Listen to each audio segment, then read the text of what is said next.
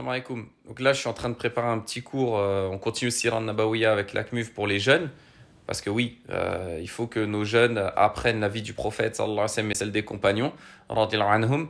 Et je préparais ce petit cours. On arrive là, on est au chapitre sur la bataille de Uhud.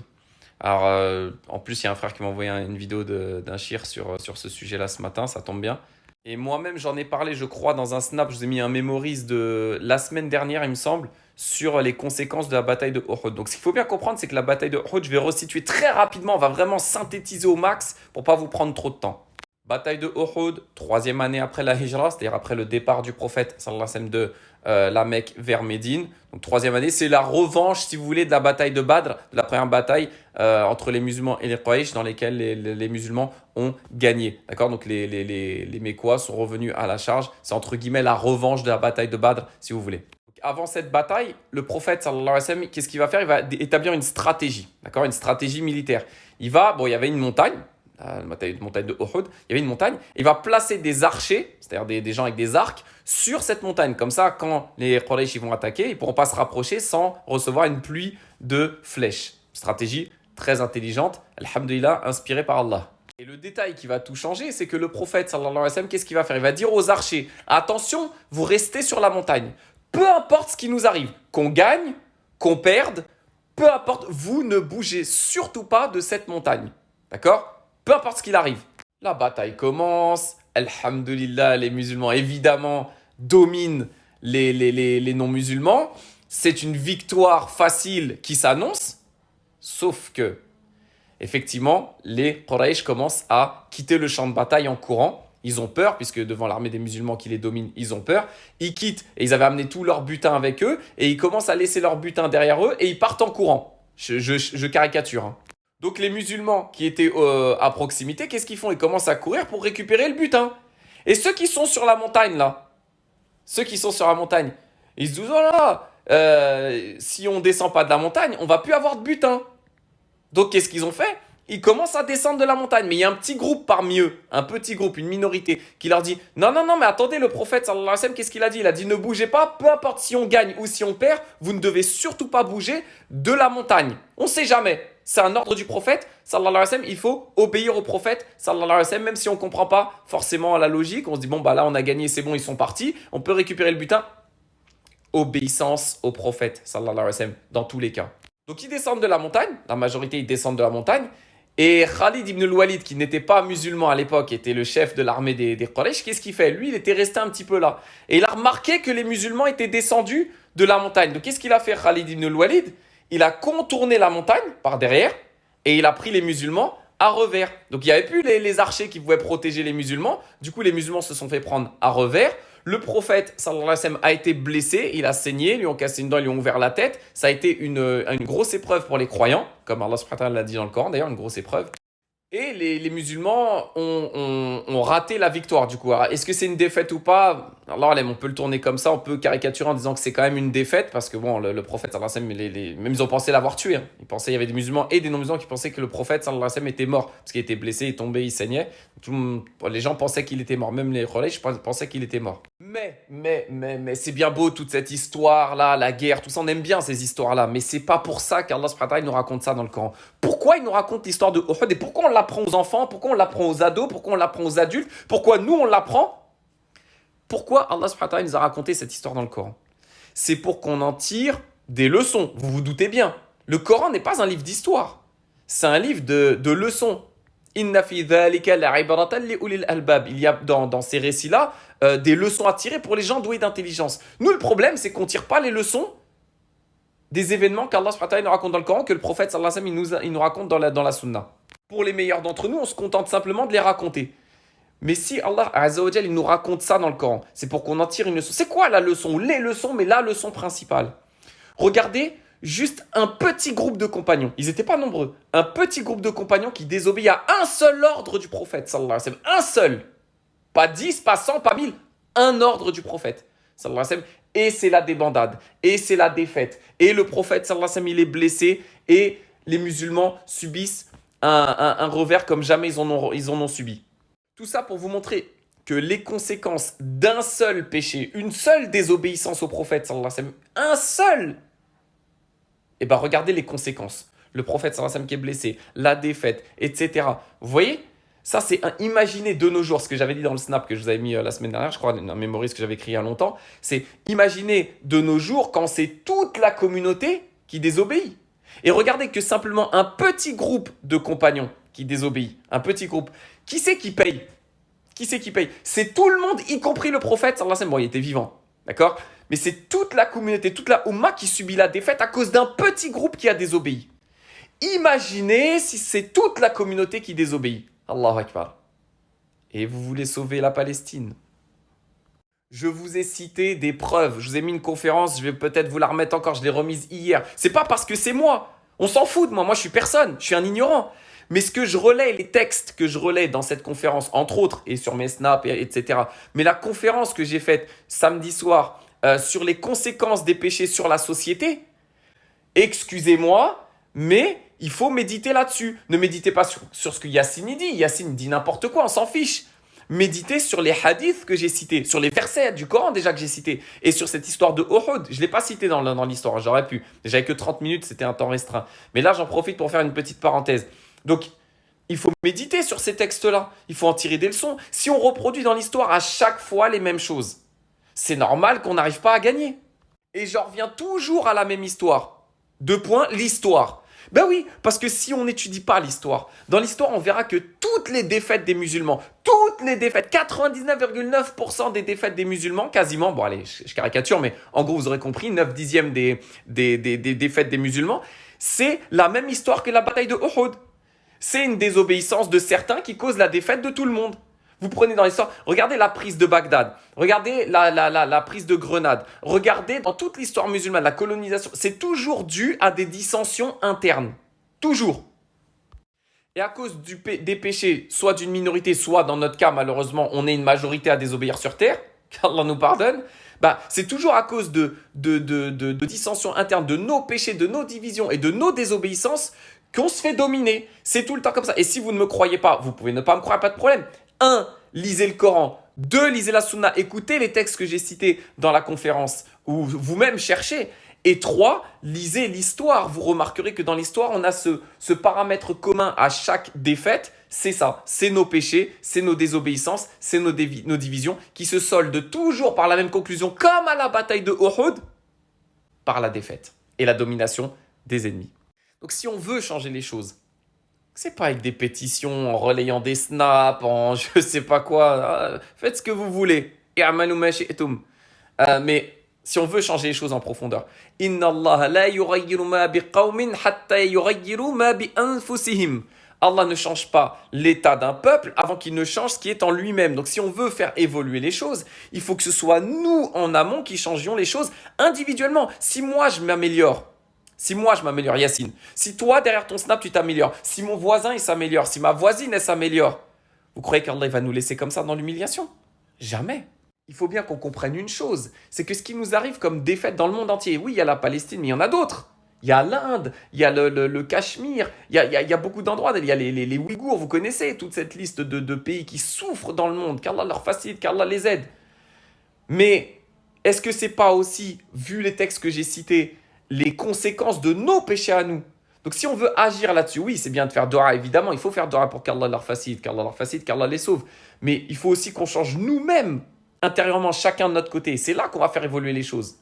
Parce que cette domination des ennemis sur les pays musulmans, c'est une volonté d'Allah Azza wa Jal.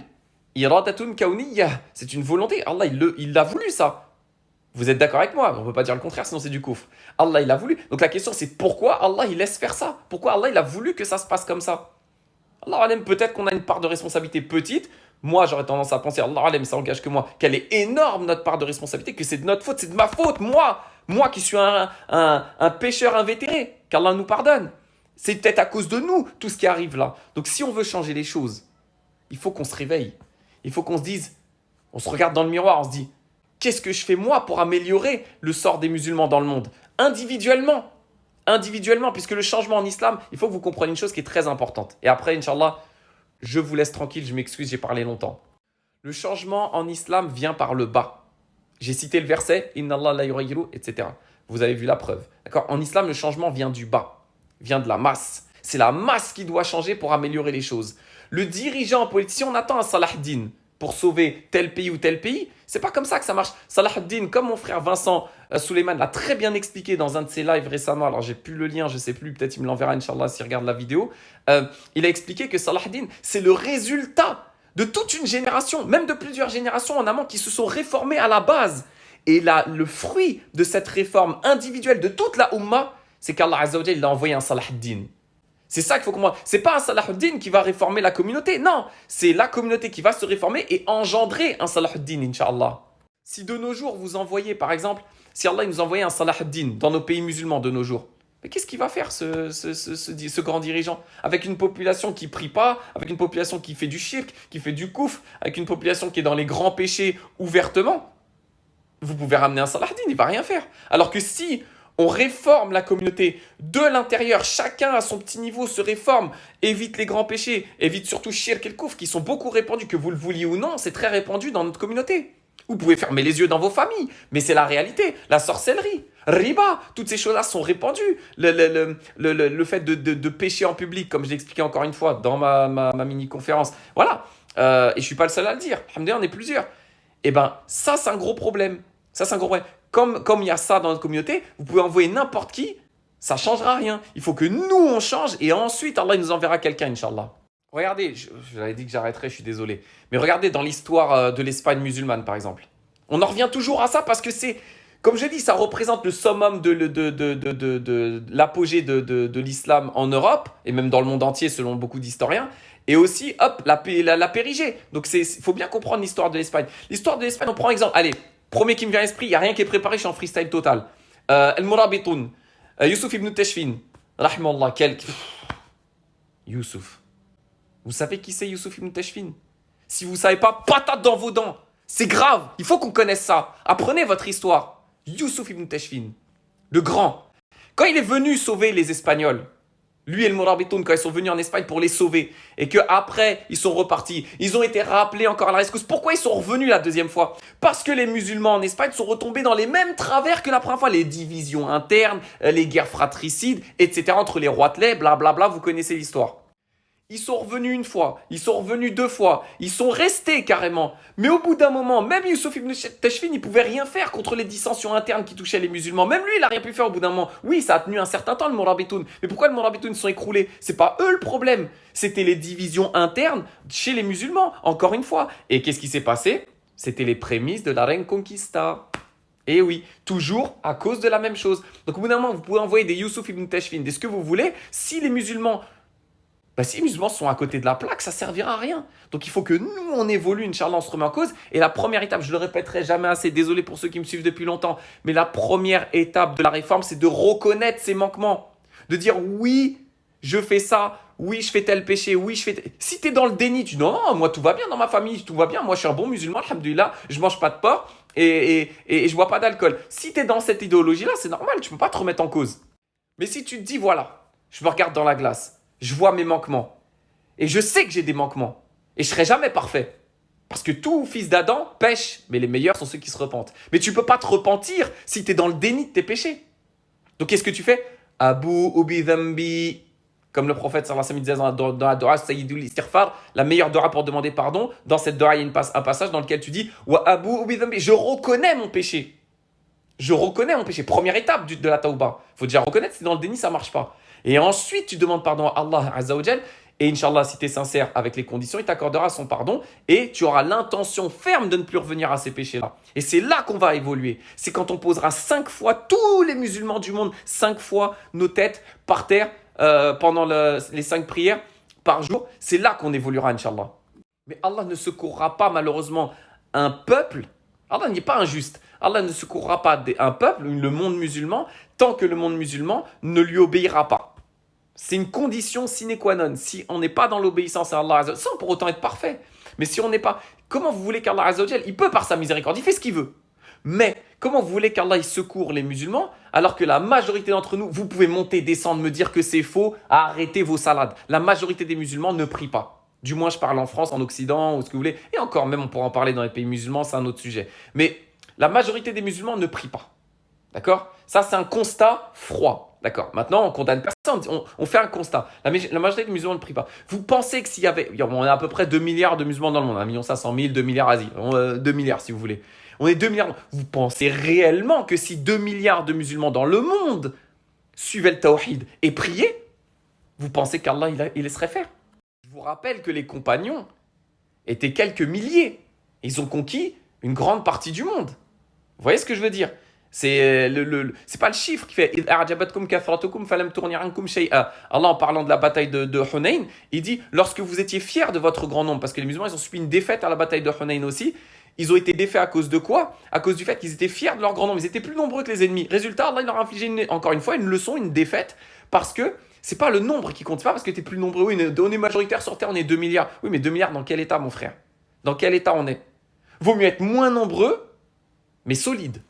Solide dans notre tawhid, solide dans nos prières, solide dans notre obéissance à Allah et à son prophète. Vous voyez ce que je veux dire? Donc Allah barik fikoum, chacun à notre petit niveau, on peut changer les choses. Si chacun, on se réveille un peu, on se réveille et on prie. Déjà ça, je vous dis, si 2 milliards de musulmans sur terre, ils posaient 5 fois par terre leur front, par jour, ils faisaient leurs 5 prières dans les temps, correctement, comme il faut. Subhanallah, vous croyez vraiment que les musulmans ils seraient dans cet état-là? Allah Akbar. Allah, il aurait retourné la terre de fond en comble pour qu'on ait la domination sur le monde entier. Mais malheureusement, ce n'est pas le cas. Donc voilà, du concret pour changer. Du concret, on va donner du concret. Tu fais tes 5 prières. 5 prières dans les temps. Je n'ai pas dit à l'heure parce que c'est compliqué. Sauf pour celui qui Allah il a facilité. Mais tes 5 prières dans les temps. Vous étudiez, vous prenez des cours de fiqh, vous étudiez le temps de prière. Vous faites vos prières dans les temps. Et vous essayez aussi chacun, moi le premier, moi le faible. On essaye chacun d'améliorer nos comportements au quotidien, Inch'Allah. Et avec ces deux choses-là, juste avec ces deux choses-là, ça ne veut pas dire qu'il n'y a que ça à faire, évidemment, mais juste avec ces deux choses-là, vous verrez qu'on va changer le monde, Inch'Allah. Juste avec ça. Et regardez, on va terminer avec du Coran. وَلَقَدْ صَدَقَكُمُ اللَّهُ وَعْدَهُ إِذْ تَحُسُّونَهُمْ بِإِذْنِهِ. Et Allah a tenu sa promesse envers vous lorsque vous les dominiez par sa volonté. حَتَّى إِذَا فَشِلْتُمْ وَتَنَازَعْتُمْ فِي الْأَمْرِ وَعَصَيْتُمْ مِنْ بَعْدِ مَا أَرَاكُمْ مَا تُحِبُّونَ. Dans le sens du verset, jusqu'à ce que vous échouiez, que vous vous disputiez les uns avec les autres et que vous désobéissiez après qu'Allah vous ait montré ce que vous aimiez, c'est-à-dire la victoire, parce qu'au début ils avaient gagné les musulmans. Parmi vous, il y avait des gens qui souhaitaient que le bas monde, ceux qui voulaient le butin. Et parmi vous, il y avait des gens qui désiraient l'au-delà, ceux qui sont restés sur la montagne, etc. Regardez maintenant la conclusion, subhanallah. أَوَلَمَّا أَصَابَتْكُمْ مُصِيبَةٌ قَدْ أَصَبْتُمْ مِثْلَيْهَا قُلْتُمْ أَنَّ هَذَا. Quand vous êtes éprouvé, quand vous êtes dans la difficulté, vous êtes dans la défaite, vous vous posez la question, d'où cela provient-il? قُلْ هُوَ مِنْ عِنْدِ أَنفُسِكُمْ. Ça vient de vous-même. Et oui, la défaite vient de nous-mêmes. Regardez comment ça rejoint l'essence de tout mon discours de responsabilisation de l'être humain, de ses péchés. Regardez Allah subhanahu wa ta'ala comment il termine cette histoire, enfin comment il termine la révélation des versets qui parlent de cette histoire, en disant à l'être humain, en les responsabilisant, en disant c'est de votre faute ce qui est arrivé, c'est de votre faute. Faut pas chercher à dire oui c'est les koufars, c'est Quraysh, je sais pas quoi. Non. La faute, encore une fois, vient de nous. C'est pour ça que le changement vient de la base. Salam alaikum.